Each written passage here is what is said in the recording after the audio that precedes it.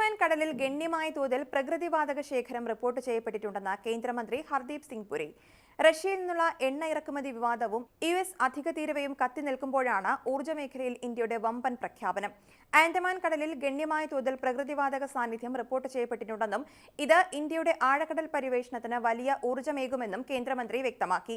എക്സിലൂടെയായിരുന്നു മന്ത്രിയുടെ പ്രതികരണം. ആൻഡമാൻ ദ്വീപുകളുടെ കിഴക്കൻ തീരത്ത് നിന്ന് 17 കിലോമീറ്റർ അകലെയുള്ള ശ്രീവിജയപുരത്താണ് വൻതോതിൽ പ്രകൃതിവാതക ശേഖരം കണ്ടെത്തിയതെന്ന് അദ്ദേഹം പോസ്റ്റിൽ വ്യക്തമാക്കുന്നു.